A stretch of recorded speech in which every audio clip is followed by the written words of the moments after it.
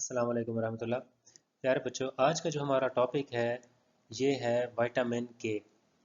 Vitamin के जो है ये एक फैट सॉल्युबल विटामिन है और इसका जो मेन काम है वो कोआगुलेशन में है। के जो है इसको इसलिए कहते हैं कि वो जर्मन लैंग्वेज में कोआगुलेशन को के से लिखते हैं, इसलिए ये मैंने लिखा है। और इसलिए इस विटामिन को भी विटामिन के कहते हैं। और अब चल हम देखते हैं कि कोआगुलेशन में इसका क्या काम है और इसके कौन कौन से मेन फंक्शंस हैं और ये हमारी बॉडी में क्या मतलब रोल प्ले करता है।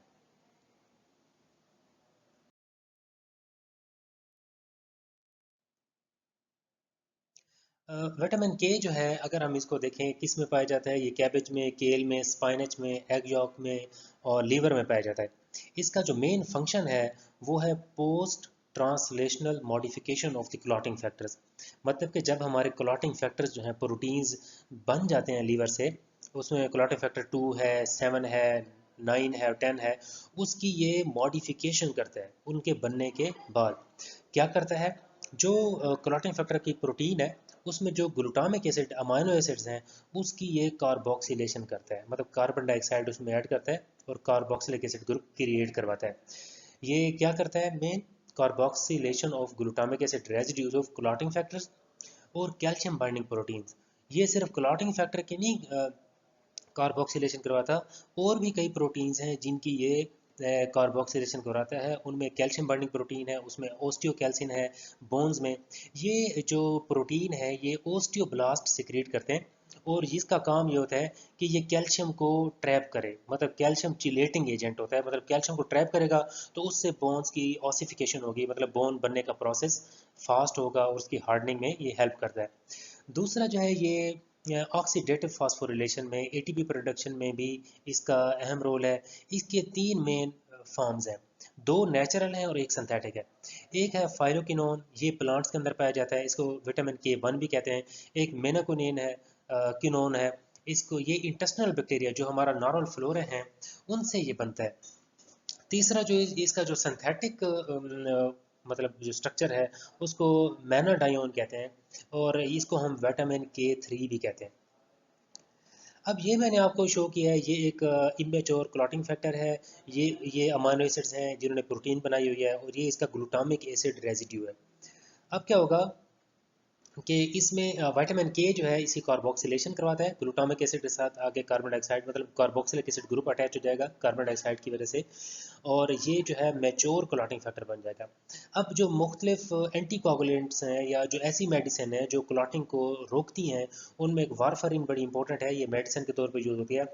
वो इस प्रोसेस को इनहिबिट करती है, मतलब वो क्लॉटिंग फैक्टर्स को एक्टिवेट नहीं होने देगी या इमेच्योर से मैच्योर फॉर्म में कन्वर्ट नहीं होने देगी। तो इस वजह से मतलब जो क्लॉटिंग है हमारी बॉडी में ज़्यादा होने का जहाँ पे चांस होगा वहाँ पे क्लॉटिंग नहीं होगी। अब जब मेच्योर हो जाता है कोई भी क्लॉटिंग फैक्टर, वो कैल्शियम के साथ मिलकर जो हमारे प्लेटलेट्स हैं उसके ऊपर जो फास्फोलिपिड्स हैं उनके साथ बाइंडिंग करता है और उसके साथ मिलकर जो प्रोथ्रोम्बिन है वो थ्रोम्बिन में कन्वर्ट करवाता है। और इसके अलावा जो हमारी जो क्लॉटिंग मैकेनिज्म है उसको एक्टिवेट करवाता है। तो अब इसको अच्छी तरह समझ लें, ये सिंपल हमारा क्लॉटिंग फैक्टर है और इसकी ये अमाइनो एसिड्स हैं, इसका ये ग्लूटामिक एसिड रेजिड्यू है, ये अमाइनो एसिड है। उसकी विटामिन के जो है कार्बोक्सिलेशन कराता है, वो मेच्योर हो जाएगी। मेच्योर होने का मतलब ये नहीं है कि एक्टिवेट हो जाएगा, ये मेच्योर होने के बाद इसकी क्लीवेज होती है तब ये एक्टिवेट होता है। जिस तरह हम कहते हैं ना कि प्रोथ्रोम्बिन है, उसकी क्लीवेज होगी तो वो थ्रोम्बिन में कन्वर्ट हो जाएगा। तो इस तरह ये इस तरह मेच्योर हो जाता है, तब इसकी क्लीविंग होगी और फिर उसके बाद ये एक्टिवेट होकर कोआगुलेशन कैस्केड स्टार्ट करवा देगा। अब हम देखते हैं कि कौन सी ऐसी वजूहात हैं जिसमें ये बॉडी में कम हो जाता है या अगर ज़्यादा हो जाए तब क्या होगा।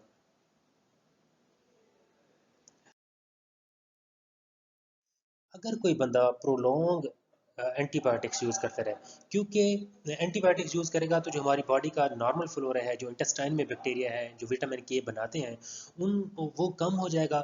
जब वो कम होगा तो हमारी बॉडी में विटामिन के की प्रोडक्शन कम होगी, तो उसकी वजह से हाइपोप्रोथ्रोम्बोनीमिया हो जाएगा, मतलब जो प्रोथ्रम्बिन है ये हमारे ब्लड में कम हो जाएगी।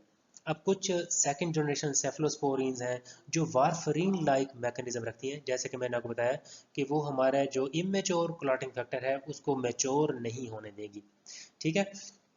और एंटीबायोटिक का तो अपना जो इफेक्ट आएगा वो यही आएगा कि वो बैक्टीरिया के लेवल को कम कर देंगे और उसकी वजह से विटामिन के की प्रोडक्शन कम हो जाएगी। इस तरह अगर किसी बंदे को मेल एब्जॉर्प्शन है, मतलब कि कोई चीज़ एब्जॉर्ब भी नहीं हो रही इंटेस्टाइन से, ब्लड में नहीं जा रही, जैसा सप्रू है, स्टीचोरिया है, सीलिक डिजीज़ है, तो उसकी वजह से भी विटामिन के की डेफिशिएंसी हो जाएगी ब्लड में। अगर किसी को बिलियरी ट्रैक्ट ऑब्स्ट्रक्शन है, अब आपको पता है कि जो जितने भी हमारे फैट सॉल्युबल विटामिन हैं उनको बाइल की ज़रूरत होती है।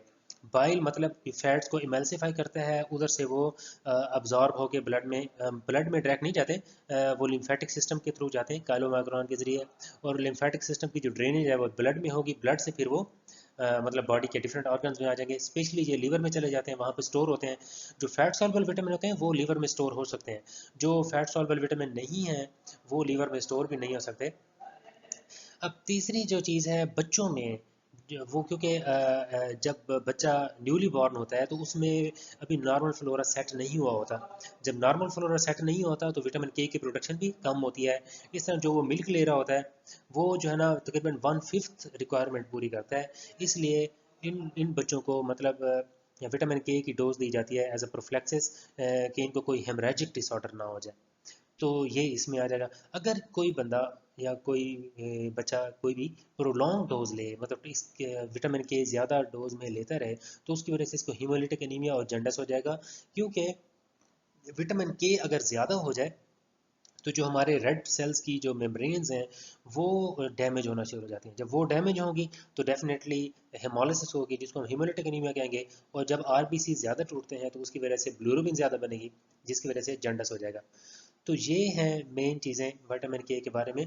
इस चीज़ को आप पढ़ें समझें, और अगर कोई बात ना समझ आए तो आप क्वेश्चन कर सकते हैं। Thank you so much. अल्लाह हाफ़िज़।